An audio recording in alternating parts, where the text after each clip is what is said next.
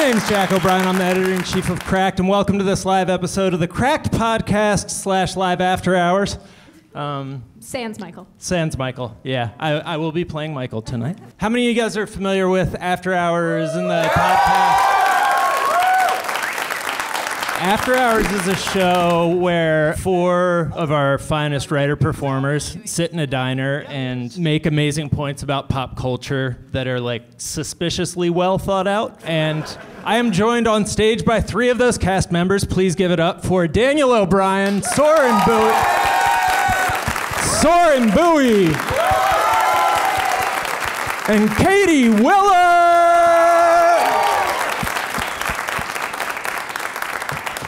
So the subject of this episode is movie ideas too awesome to get made. Basically, tweaks to existing movies, like, for instance, Gravity. Robert Downey Jr. was supposed to play the George Clooney character. That would have been way better, in my opinion.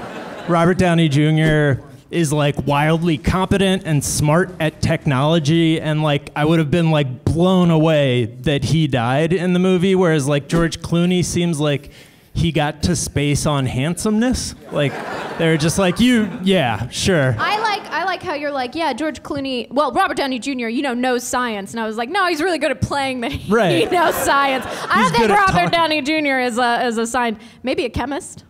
Are we? Oh, shots fired at 90s Robert Downey Jr. Another option is comic books or novels or other dope IP is a phrase that I'm going to be using. Has been saying that backstage. That dope we'd like IP. to see on the silver screen. IP stands for intellectual property, for those of you who are for all you not from here in Hollywood. We're going to talk about some generally cool, true stories that haven't been turned into movies. Katie's already thinking about her answer. I've got a fun one. And it's crazy. My answer will tell you who else shot John F. Kennedy, so no big deal. Not that I'm competitive, but does your answer do that? But yeah, just anything that you think should be turned into a movie that hasn't. I want to talk about Independence Day 2. I think Independence Day 2 could have been incredible if you changed literally everything about it. So, all right, first thing we need to agree on. Everyone's seen Aliens. Everyone thinks Aliens is great. So from now on, if you're making a sequel to a classic Alien movie, it needs to be offered to James Cameron first, before any other director, including whoever directed it the first time. I mean, you're my boss and you're forcing me to agree to that, so sure, yeah, I'm on board. Yeah, Jack. They gave it to Roland Emmerich, and he basically like pulled an 80s sequel with it where you like hit all the same beats but like do it extreme. Like they were like, well, what did people like about the first one? The big alien ships. Let's make the ships bigger. And I was like, no, that wasn't what anyone wanted.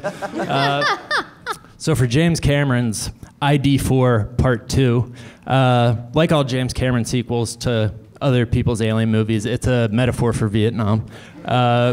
Picks up immediately after the first one ends, and a bunch of alien motherships have just crashed to Earth around the globe, presumably crushing loads of innocent people, c'est la vie. We move past that quickly. But what do we know about the aliens? We've seen one of them get shot out of the sky in his weird alien fighter craft and survive. So in the James Cameron directed sequel, those motherships, obviously not all the aliens died when they crashed to Earth. So you have these huge city-sized motherships full of these badass aliens who have better technology than us coming after us, but we're on our home turf. So we have worse technology, our home turf. They have better technology. Vietnam much, you guys? Oh, that's why you want it to be aliens. That's what Aliens was, basically like a Vietnam movie. Yeah. But I feel like that would have been awesome. And the thing is that the Independence Day 2 sort of buries that entire movie, because we focus on America for the first Independence Day, and then we just sort of like peripherally check in with all the other continents. And we're just like, oh, and Australia, they took care of them too. Oh, good for them. Yeah, it's pretty rough because they check in with everybody else, and it's like civilized country. Then they go to Africa in general, and it's a bunch of people jumping up and down with spears. They have spears and no shirts. And you're like, no. It's the worst thing that's ever happened in a movie. In Independence Day 2, Jeff Goldblum, he goes to Jeffy Goldbabies. to Africa to check in with, there's like some new discovery that happened there. Something came alive suddenly. And we learned that there was all of these like machete carrying badasses who had been fighting aliens on the ground for 20 years in between movies. And Jeff's like, yeah, that seems cool. Where's the thing I need to get? And then the movie starts, and I'm like, no. What's this ground fight? Yeah. What's this war with machetes versus aliens? Are we ever gonna get that? No. Was that just District 9? Is that? Anyways, that's my pitch for James Cameron's ID4 Part 2. Vietnam much, you guys? Would be the subtitle. Vietnam much, you guys? Are you open to notes on that? Yeah. No. Okay. I think if we're doing sequels, I'd want to see a Final Destination where a lot of time has passed, and now we're in an assisted living facility, and they didn't get on the bus that was going to the zoo or whatever, and it crashed.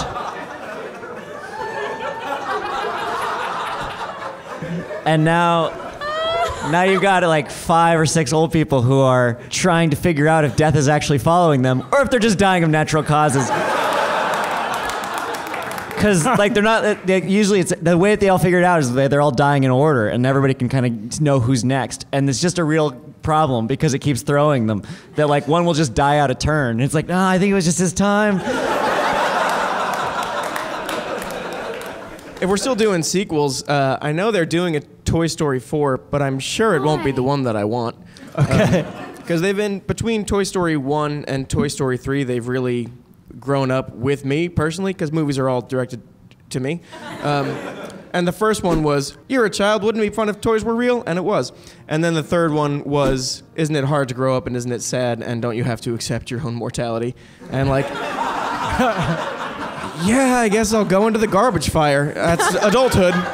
But now it's even more the future, and I want to see what happens inevitably when the world finds out about toys, because there's either toys versus human war, or that toys civil rights story, which is also very fascinating. Yeah. And I'm curious about either direction. Like we know that toys are real and they have feelings and they can love and can be loved, and people will fear them because they're essentially like timeless and immortal.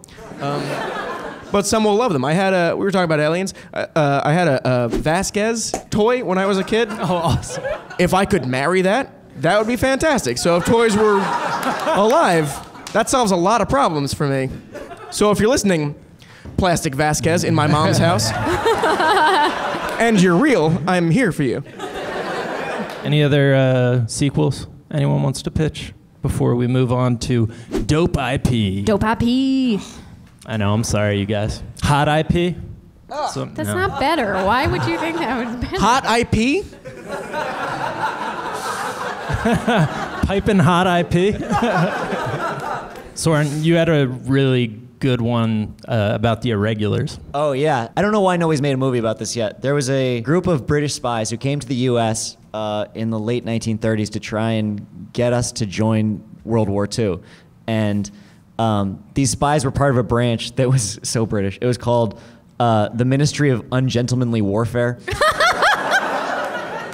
And you know a lot of them because it was Ian Fleming, who created James Bond. It was Roald Dahl, who you all read about. Noel Coward, who was a playwright and he was an actor. Leslie Howard, also an actor. And then Sir William Stevenson was the one who led everything. And he's the one who James Bond is based on. So there are all these guys who were involved in the arts and the humanities who came to the U.S. and their job was to just try and get into influential parties and things like that and find isolationists and try and convince them, try and sway them. And the way that the majority way that they did it was that they would go find the wives of these men and just have sex with them. And then and then try and get the wife to try and convince them that, yeah, okay, we could learn a lot from Noel Coward. There's Roald Dahl in particular. He had sex with so many American women. There's a woman, Wow. Claire Booth Luce, she was a Republican congresswoman, but she was also the wife of the owner of Time, and he was a notorious isolationist, and so he was like a target. So somehow Roald Dahl seduced this woman and then continually had sex with her, and then at a certain point was like, I want out. Like this, she wants too much sex. He has a quote that he gave back to what was the equivalent of M at MI6 that was, I'm all f***ed out.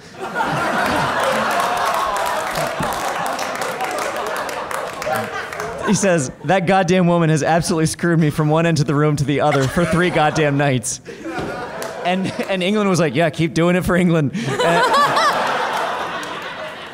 I love how you'd expect it to be the guy who James Bond was based on, but no, it's Roald Dahl. It's lanky Roald Dahl who looks just like the BFG. And yeah, and they did. I mean, they did a great job. At one point, they created not just in the sexual category, just at being spies and trying to instigate the United States and trying incite some sort of eagerness to join the war. So what they did was they created a map of South America, and they said that it was this Nazi map. They showed what the Nazis intended to do in South America, which went against what Hitler had already been saying, which was he doesn't have any intentions of leaving Europe and Northern Africa. And so he's usually a man of his word. So. Yeah, I'm sure he did have this plan, but this map was completely forged. And then somehow they slipped it into American intelligence, got it all the way to FDR, and FDR kept shaking it up in the air, trying to convince everyone this is why we needed to go to war. So they did great work. And obviously we joined, although we got sort of a formal invitation from Japan, I guess. Right, was Pearl Harbor their work? Was that right? I'm sure there's, I mean, I like that summation. I'm sure there's more nuance to it. I'm sure it's not just like stranger woman and then it's like, honey, we should go to war.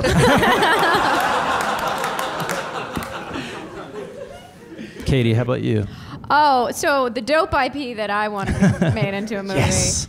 Is, We're dope IP I'm not on this side of the Do not stage. do that. No, I'll say it, but I'm not going to high-five you about it. I love F. Scott Fitzgerald's short stories, and there is a short story called The Diamond as Big as the Ritz. The story starts, this guy named John T. Unger is from a town called Hades in Mississippi, and he gets sent to this like really shishi boarding school in Boston. And he befriends this guy named Percy Washington, who's like very wealthy, right? Everybody there is pretty wealthy. Well, so fast forward to summer vacay, and Percy's like, you should come to Montana with me in summer with my family. And so John's like, cool. So they start on this train trip, and they go to the middle of nowhere in Montana, and this like fancy ass car picks them up from this very small train station. And as they're driving through across all this sprawling land, Percy's like, my father's the richest man in the world. And the guy's like, whatever. And how did they write that? So I want to know. Like, he said the jerking off motion. Yeah, and then raised his hand in the air as if to say he threw it. Yeah, he threw it his and it hit the lining of this very nice car. Apparently what happened is his like grandfather bought land in Montana and found a diamond mine. And so he like started selling diamonds or whatever, but then he discovered that the mountain on his land was actually one giant diamond. Like they bore into it, and then the whole mountain is a diamond. Diamond as big as the Ritz. Hotel, get it? Okay. So the guy's like, F you, I don't believe you. And he was like, no, it's the truth. And so what he finds out is that it is true, and this guy has been controlling the supply of diamonds out because he knows that if he sells too many, then the value will go down, and no one can ever know about this diamond, this mountain-sized diamond. So when he gets to their chateau on this mountain diamond place, he finds out that the grandfather wrote a fake proclamation and told all the slaves that the South had won the Civil War, and so they still had slaves. They shot down any airplanes that flew overhead and kept the airmen as prisoners in a dungeon. And then at the end, John T. Unger finds out that they shoot anybody who comes there so that they won't tell the secret. So it's essentially him, like, he doesn't know that last bit until the end, but he's like, this house is ridiculous. That was what got me more than anything, the way they describe it. There's a bed that when you wake up, the bed rolls you into a bathtub full of warm water filled with bubbles. And then you have like amazing meals and all this beautiful stuff. And then of course John T. Younger falls in love with the sister, and then she has an Italian teacher who escapes and tells the government, and then it ends with just but there's just gunfire and air, and then they decide to blow the mountain up. And that's the end of it, and it's great. Can't blow up a diamond, dummy. God. I'm not the dummy. F. Scott Fitzgerald is the dummy. That sounds like the most delightful Wes Anderson movie ever. I thought... Just I have a movie based on a story from the past that I've been trying to figure out as a film since I heard about it on the Dollop podcast. I want to do it as a comedy because it's so wacky, but it's impossible because it's so dark. It's about the people who invented the lobotomy. An actual brain surgeon, James Watts, and an actual buddy, Walter Freeman, that decided to start this lobotomy business where they would go to mental institutions and it was a terrible time. It was like early 1900s where mental institutions were homes for anyone who could be considered a problem. And there are some people who like had legitimate problems, and there's some people who were just like, I don't think I need to be here, and I'm very loud about it. And a lot of women who needed to get actually, to be honest. And these two guys would show up and they were like, that person seems pretty loud and aggressive. Can I drill 6 holes in their brain and see what happens? And the doctors were like, yeah. So they did that. They found a market for themselves doing these lobotomies, and the buddy, Freeman, decided that the lobotomies that they were doing, these 6 holes that get drilled in the head, it's like, I mean, I know I'm not a doctor or a brain guy, but I feel like we can do this faster. So he opened a drawer in his home and took out an ice pick, because that was the thing that he had. And he invented the ice pick lobotomy, where he just like put it through your eye, root it around, and lobotomized you. And like did it out of his office for a while. And then the doctor came in and was like, what the f*** are you doing? How long have you been doing this? And he's like, oh, a while. It's super quick. I like knock out like 5 of these in the morning. And so that partnership ended. And so should have the story. But instead, Freeman went on the road, and I'm not using that euphemistically. He got a van, which he called the Lobotomobile. And he went back and forth across the country doing lobotomies like a stage show. He would crank out 20 a day because he's like, line them up. Bonk, bonk, bonk, bonk, bonk, bonk. And people were like, I'm different now. And it was a really like crazy... It's super dark. It's super sad. This guy like going around performing lobotomies. Some of them are successful. Some of them are successful. Some of them don't work at all. Some of them are fatal. There's one like really wacky story where he was performing a lobotomy, and someone was taking a picture for a magazine. He was like, "Are you taking a picture?" And he killed that person because he wanted to be like facing forward while the picture was being taken. And now everyone's waiting for justice, where this guy gets arrested or put in jail. He just like retired in like 1957, was like, I think this is all behind me now. I'm done. It's so exhausting driving around the country all the time, driving my home ice pick into people's heads. I've lost the crowd, Jack. How are you gonna make that into a comedy? Imagine. Yeah, give me like a scene from it. Yeah. It's gonna be comedic. Put Sacha Baron Cohen as the guy, or Will Ferrell as the guy. How about that? And he's like, whoops. But he doesn't. I gotta get my ice pick back, but it's in your brain. It could be a great Coen Brothers like dark comedy, I feel like.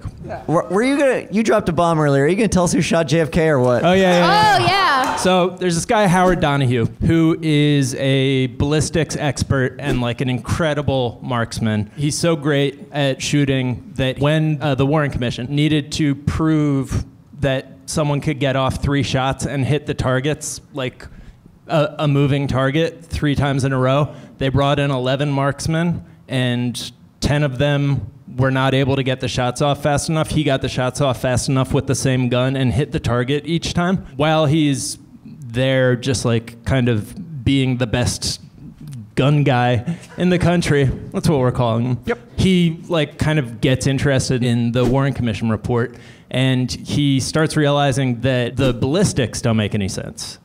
He's an expert. He testifies in trials on like where bullets go, like so he knows how like each type of bullet will travel, you know, like if it hits someone versus if it misses, and like there's all these different I'm not a gun guy, so I didn't know like there's Full Metal Jacket, which is like the only type of bullet that's legal in war because it doesn't like break apart when it hits you.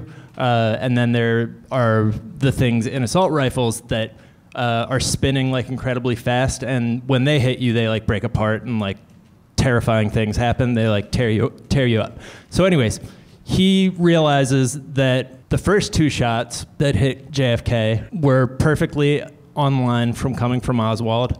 The bullet behaved exactly like it should have coming from Oswald's rifle. It was a heavy, slow-moving bullet with a Full Metal Jacket, so it stayed together, which is why the shot that struck JFK in the back and like went through him like also hit the guy in the front seat, because it was just like this heavy, slow-moving but really hard to stop bullet. That's the magic bullet, which is not magic. It just like when I know. Sorry, buddy. So the third shot, the one that is the gruesome headshot, doesn't behave like that. First of all, the trajectory makes no sense, because Oswald's up and to the back and up and to the left. Out, right, and this side of his head comes off, and he realizes that it behaves like the fast-moving, fast-spinning type of like assault rifle shot. So he like tells these journalists that, and they report on it, like in the Dallas Morning Herald Star. There it is. And nobody pays attention. People are just like, that's not as cool as if like Castro did it or if Russia did it or something. So he just goes back to sort of doing this investigation with this journalist whose name is Bonner Menninger. It's very close to Boner, is his first name. I interviewed him. Now I understand your interest in this story. I legit think that like he ended up writing a book, and like I legit think that's part of the reason why people were just like, look at his name. Boner's got a theory. So anyways. Boner Theory is a good name for like a punk band. Sorry. So anyways, they for years, they don't know what happened. They just know that there should have been an assault rifle in this one spot. And then like these new photographs come out that are taken from in front of the motorcade. And you can see clearly, like coming from directly where the shot should have been coming from, a Secret Service agent holding an AR-15, the exact type of gun that they thought he thought it should have been. So I immediately am like, conspiracy, LBJ like did this, and but Donahue is like a gun guy. He knows that like firefights are really messy and like how often like people die from friendly fire. And so what he realizes happened is the 2 shots ring out from above, and the cars slow down. And as the cars slow down, this Secret Service agent is standing up with his AR-15 and looking behind him, and then his car stops, and he falls forward, and he must have let out a shot. And so that is the whole reason there was a cover-up, was to protect the Secret Service agent. Oh my God. And you just exposed that. And do we have a clip? Yeah. His name is, which is admirable, and it's also like it makes a lot of sense of the things. First of all, Kennedy's brain went missing, which is very strange, because they had to clean up like the fact that there were like all these pieces of the fragmented thing. RFK, when he got on the phone with the Secret Service at the hospital, eyewitnesses overheard him say, there's been an accident. The Secret Service agent say that to RFK. And then there's also this thing that, so LBJ, we had written about this thing on our site that like the night of the assassination, LBJ was like walking around outside of the White House, and a Secret Service agent like pulled a gun on him because do you remember this story? It's like from one of our like crazy things that almost happened. But I think it was just LBJ knew what happened.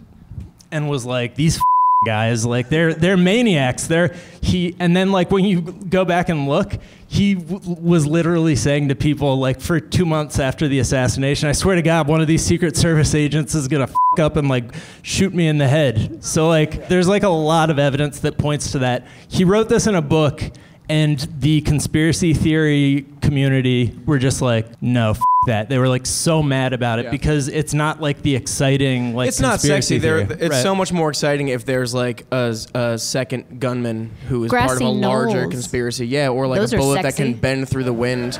Yeah. It's not sexy for a panic security guard to stumble and like lose a bullet, and everyone else just be like, he's probably gonna die anyway. Yeah. Well. Conspiracy theories hinge so much on everything being intentional, and so Right. much of what happens in any circumstance is not intentional. And Exactly. And so if you any conspiracy theory that goes deep enough, it's always like, no, some very intentional things all had to fall into Right. place for everybody, and everybody had to do their part, and it all had to be timed exactly right, and all had to work. And that's just not the way things are. Yeah. So if he hadn't shot, So- JFK would have. That's an interesting thing. He would Well, still no. be president today. Well, no. That's an interesting thing. The shot, 'Cause the one shot that Oswald hit him with, actually severed his spine, and so he would have been a vegetable if the third shot hadn't happened. So the guy, like, didn't end up really killing him. Essentially, Put him out of what would have been misery for the rest of his life. Yeah, and they went and like tried to tell the guy that, and he was not cooperative, which is totally understandable. Yep. He Who passed should away. direct that movie? Who do you think? Sinbad?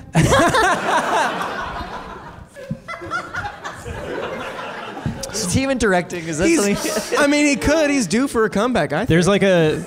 There's a really manipulative way to make the movie where, like, when they realize that there was a shot coming from like behind them, but they haven't seen the Secret Service agent yet, like, you like really dig into all the conspiracies, and Ron Howard would direct that, like a very manipulative, like sort of beautiful mind where he like thinks he's being chased. Yeah, or and like it's like, nah, he's just crazy. The Mystic River version of this movie where you keep thinking there's some vast conspiracy, and then it turns out it was like some dumb kids doing Right. a prank who got caught up in something. Yeah, and also the JFK conspiracy theory community is just, they make the best villains, because I interviewed the guy Bonner Menninger, and I interviewed the key JFK conspiracy theory guy, like the #1 guy. He has, if you Google JFK conspiracy theory, he has the website, and he's this journalist who used to work for the Washington Post, and he's just so full of and like when I asked him about this theory, he was like, it's a silly theory and you got to get it out of your head. And I was like, but okay, so let's talk about like why you think it's silly. And he's like, Jack, I will not talk about it. I will not. And I was like, what? Well, why? Like that doesn't make any sense. You got to get that silly thing out of your head so I can fill it with more garbage. Yeah. And then I was like, okay, so what do you think happened? And then he was just like throwing out all this stuff about the CIA and brainwashing and like impossible things. Get your head out of the clouds, Jack. It was time travel. I think that's all the time we have. Really briefly, We're not doing the lobotomy movie. we're not doing the lobotomy movie, but yeah, we should thank everyone for coming. But also, Soren had something prepared he wanted to say. Soren, Just reach for the stars in your life. I mean, really, like. Thank you guys very much for coming out. thank you guys so much.